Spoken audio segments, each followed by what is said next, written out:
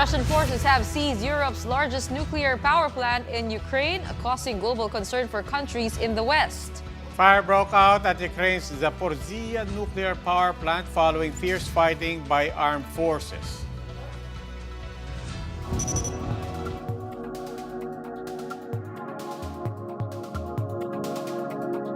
Увага! Техніка Російської Федерації веде вогонь по Запорізькій атомній електростанції. Існує реальна загроза ядерної небезпеки на найбільшій атомній електростанції Європи. Вимагаємо припинити вогонь з тяжкої техніки по енергоблокам Запорізької АЕС. Повторюю, припинити вогонь з тяжкої техніки по Запорізькій АЕС.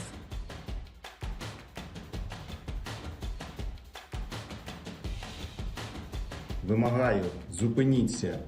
Негайно перестаньте обстрілювати впритул Запорізьку атомну станцію.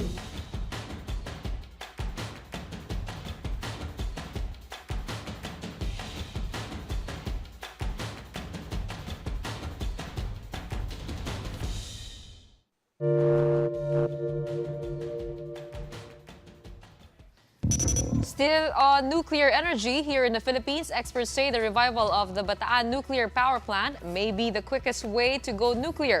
This is after President Rodrigo Duterte approved the revival of nuclear power as an alternative energy source to coal. Some experts say the Bataan Nuclear Power Plant should be considered as an option, but further studies are needed to see if it is still viable. The Bataan Nuclear Power Plant was completed in 1984 but was never fueled due to health concerns. The option of the BNPP is probably the fastest way to go nuclear.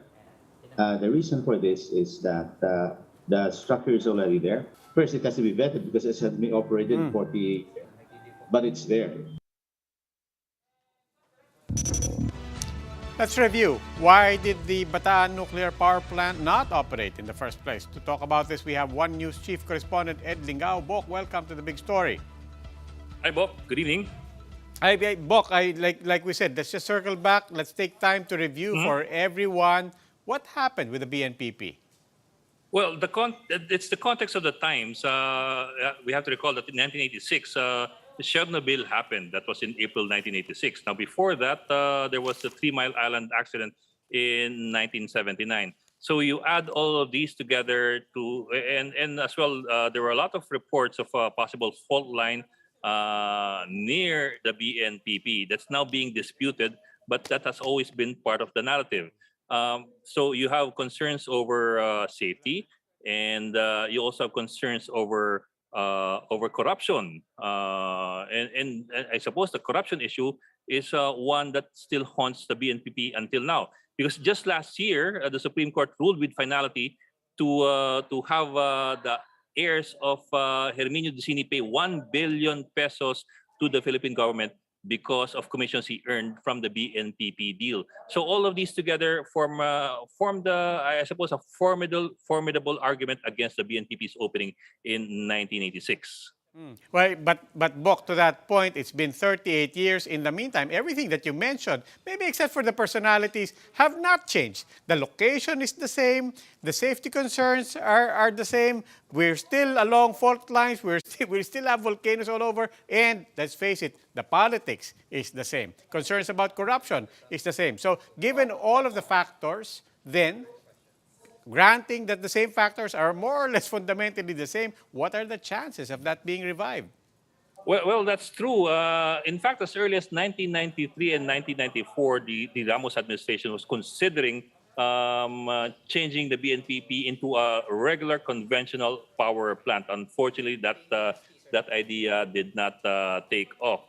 So you have had several evolutions of proposals on what to do with the BNPP. Now, whether or not things have changed as far as the safety issues are concerned,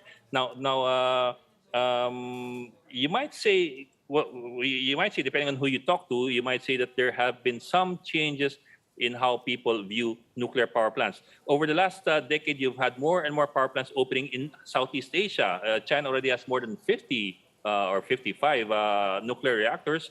You have South Korea with 20 or 30 nuclear reactors, Japan with almost the same number, you have Pakistan, and so on down the line. So you have more nuclear reactors being opened in these countries, despite the pushback in the 1980s, as more and more people and more governments appear to be more open to using power plants because of improved safety conditions. Sige, salamat, Bok. That was Ed Lingao, Chief Correspondent of One News. We'll pause for a quick break. More big stories after the break.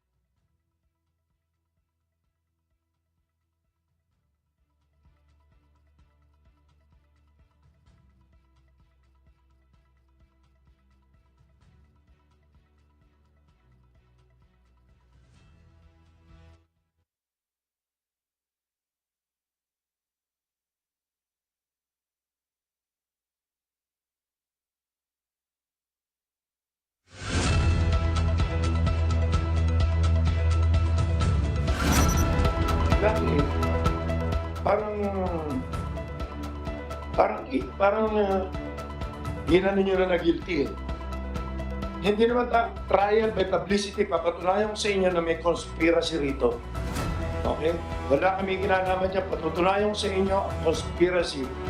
Tignan nyo muna, sino ang totoong may-ari ng Lucky 8? Ako. Hindi kasi pwede maging may-ari dito ang abogado, kailangan dito. Welcome back. You're still watching The Big Story. And you heard from gaming consultant Atong Ang. He also owns Lucky 8, which operates the cockpit arenas where some of the 30 missing bettors were allegedly last seen. Speaking before the Senate, he decried how his firm is supposedly being singled out over the disappearances. He alleged there is a conspiracy among other operators to pin him to the disappearances. Senators continue to call for the suspension of Sabong operations in the country pending the resolution of the missing cases. But PAGCOR is pushing back. The agency says doing so will result in hundreds of millions of revenue losses and possible lawsuits. The plot thickens as the Senate hears once again proposals to suspend operations of Sabong in the Philippines. This time, Atong Ang has bared an alleged collusion among other operators to pin him down over the disappearances. He also admitted that the online gaming can net him as much as 3 billion pesos monthly. Gary De Leon with The Big Story. In its second hearing on the disappearance of no less than 30 sabungeros, the Senate deliberated on whether or not PAGCOR should suspend the operation of Sabong, at least until the disappearance and other irregularities are resolved. It does not mean that PAGCOR is not allowed to do anything without the President's permission. I believe PAGCOR is using the President as an excuse to delay that decision. But for PAGCOR Chairman Andrea Domingo, this is not an easy task. After all, government rakes in 640 million pesos from Sabong per month. But that is a pittance compared to what operators earn monthly. Gaming consultant Atong Ang, who also owns Lucky 8, bared to the Senate that his firm has a gross income of 3 billion pesos monthly. Domingo added that they may also face lawsuits should they suspend franchise contracts. They have to pay 2.5 million for the license, put up 75 million cash performance bond, and they are mandated to pay 75 million minimum guarantee fee every month. And in return, they will be regulated while being allowed to operate in the ESA. But for Ang, his biggest issue is how Lucky 8 is being allegedly singled out. Lucky 8 operates the cockpit arenas where some of the missing sabungeros were allegedly seen. He alleged that there is a collusion among the other operators. Papatunayan ko sa inyo na may conspiracy rito. Okay? Wala kami kinalaman dyan. Patutunayan ko sa inyo ang conspiracy. Tignan nyo muna, sino ang totoong may-ari ng Lucky 8? Ako. Hindi kasi pwede maging may-ari rito ang abogado. But for the Senator Ronald De La Rosa, the Senate was not singled out Ang's Lucky 8. De La Rosa also assured and that the suspension will cover all East Sabong operations. We are recommending for the cancellation of the permit to license to operate of the 7 licenses as provided by PAGCOR. Kaya hindi po single out yung Lucky 8. Senator Franklin Drilon, meanwhile, asked the gaming magnate who are the 6 East Sabong licensees whom alleged to be colliding. Ang obliged to name the 6, including himself. So, number 2, Tebong Pineda. Number 3, kila Congressman Tebes. Number 4, hindi ko alam yung mga kumpanya nila. Kay ex-Congressman Patrick Antonio. Number 5, kila Mayor Ela Nagaño. Number 6, kila General Cascolan, plus 86. When asked to detail the alleged conspiracy against him, Ang requested to talk to the senators in an executive session, which they granted.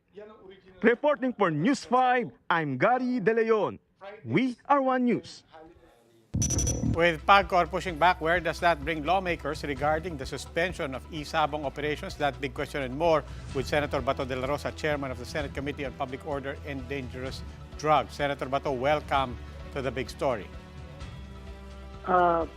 Good evening, Ruby, at saka si Gretchen. Good evening sa inyo at sa ating tagapanood. Good evening po.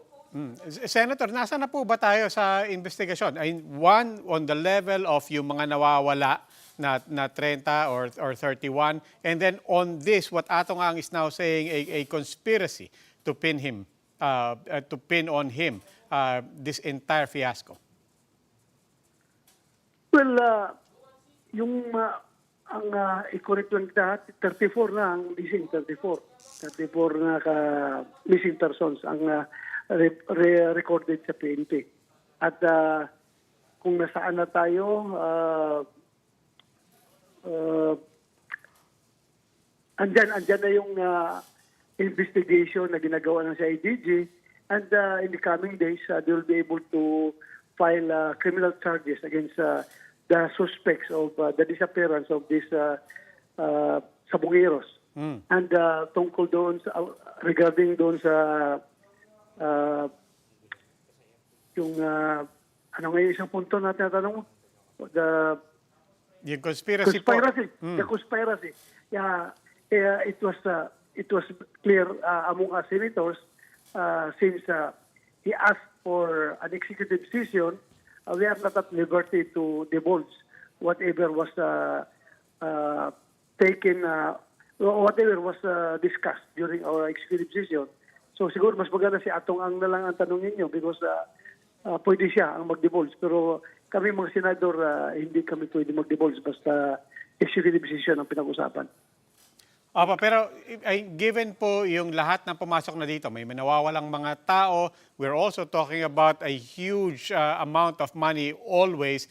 In particular, kasama rin dyan ang siyempre ang nakakalap ng gobyerno in terms of remittances and taxes from online gambling and from e-Sabong.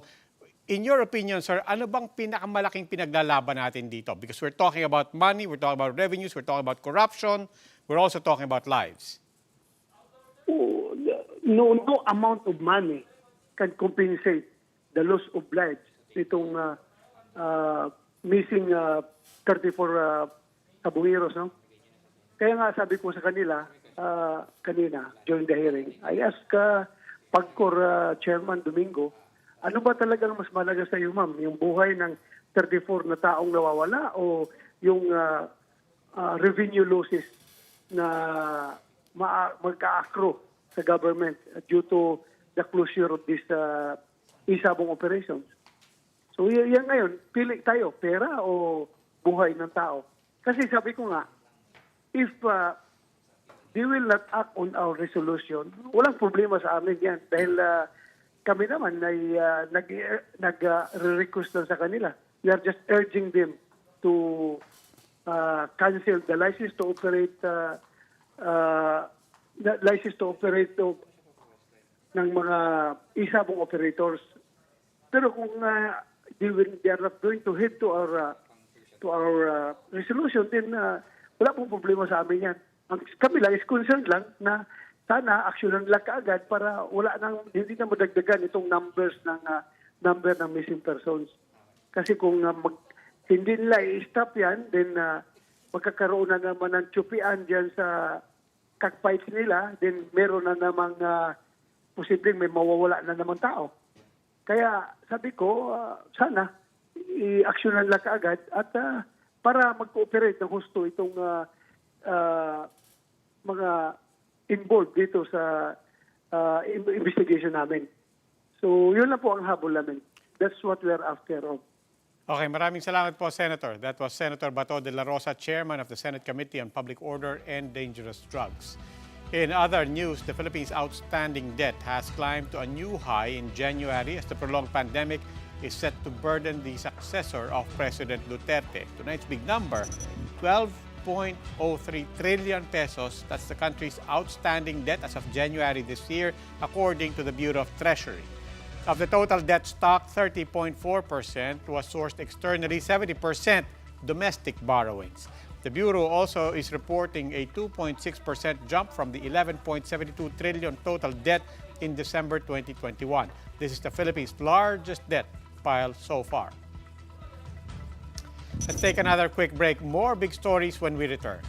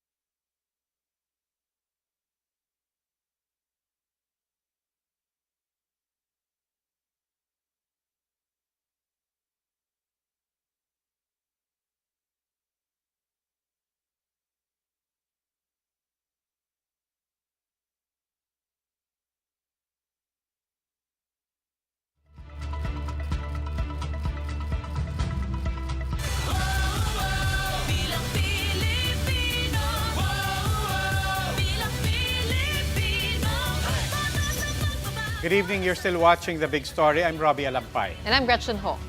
Vice President Leni Robredo heads to vote-rich Cavite for her campaign rally, while the province's governor may be endorsing her rival. The tagline, 800,000 minus one, became the battle cry of Robredo supporters after Cavite Governor John Vic Remulla earlier reassured the unity of Marcos Jr. of 800,000 votes. Mobile journalist Jacob Lazaro gives us a front seat and joins us live from General Trias. Gretchen, Robbie, thousands of Caviteños seem to be defying their governor's promise, as many of them donned shirts with the statement 800,000 minus 1. That statement, of course, is rooted from Governor John Vic Remula's promise that he will deliver 800,000 votes in Cavite for Ferdinand Marcos Jr. To prove Remula wrong, around 18,000 kakampings are estimated to be in attendance here at the General Trias Sports Park, where Vice President Leni Robredo is currently holding her grand rally. Many of them wearing shirts saying 800,000 minus 1. The praise also trended on social media, along with the hashtag. Robredo's complete Senate slate was in attendance, as well as performers like River Maya, Hula Desma, Mayonnaise, among others. Cavite is the second most vote-rich province in the country, with 2.3 million registered voters. It is also known as presidential candidate King Lacson's territory. Recall that in 2016, Marcos outnumbered Robredo here by as much as 150,000 votes. Gretch, Robbie, seeing the kind of spirit in Cavite, now Robredo said that she's hopeful that the May 9 elections might have a better outcome. Gretchen, Robbie? Maraming salamat, mobile journalist Jacob Lazaro. Presidential bets continue to woo voters outside their bailiwicks. For Ferdinand Marcos Jr., this is the province of Sorsogon. But he may have gotten one crucial endorsement. For updates on that, we have mobile journalist Julie Baiza reporting to us live from Sorsogon. Julie, what are the highlights of Marcos Jr.'s campaign rally today? Gretchen, Roby, presidential candidate Marcos Jr. took his chance here today in Sorsogon. This despite the Bicol region being a known bailiwick of his closest rival Vice President Leni Robredo. However, Marcos Jr. seems to have received another endorsement, this time from President Rodrigo Duterte.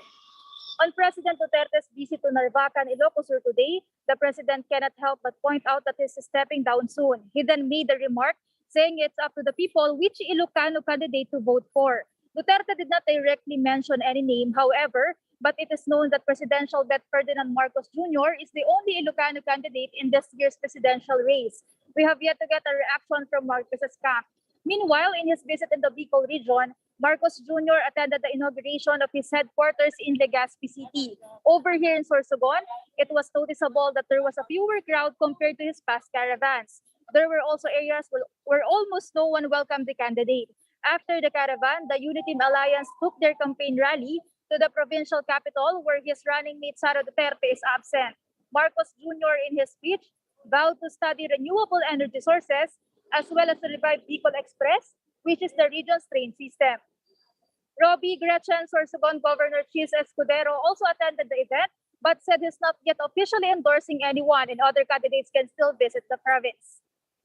Robbie, Gretchen? Thank you so much for the live updates from Sorsogon. That was Julie Baiza.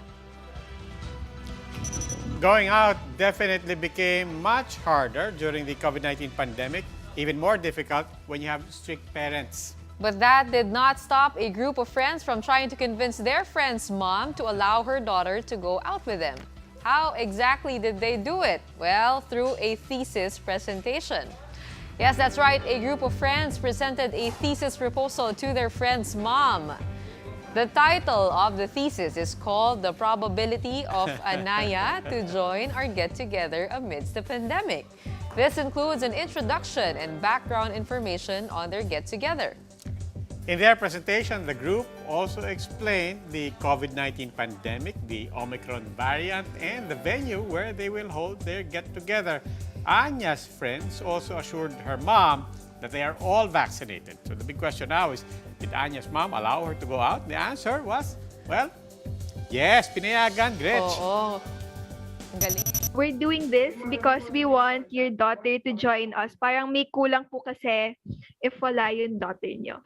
We can assure that your Anaya, your daughter Anaya would be safe. So lahat po kami dito, we are fully vaccinated against COVID-19. Will that work on you? Sa akin? Oo. Ay, hindi parati ko naman pinapayagan. Wala nang hindi na kailangan ng PowerPoint. Oo, so alam niyo na gagawin ninyo pag lalabas kayo o makikipag-date niyo sa akin kung may gusto makipag-date. Magpe-present sa nanay ko. Ako, ang problema ko yung mga kaibigan ko. Hindi gagawin ng mga kaibigan ko para sa akin yan. Kung di ka sasama, hindi ka sasama. Ganon lang. Oo, okay. Swerte pala yung mga anak mo, no? Oo.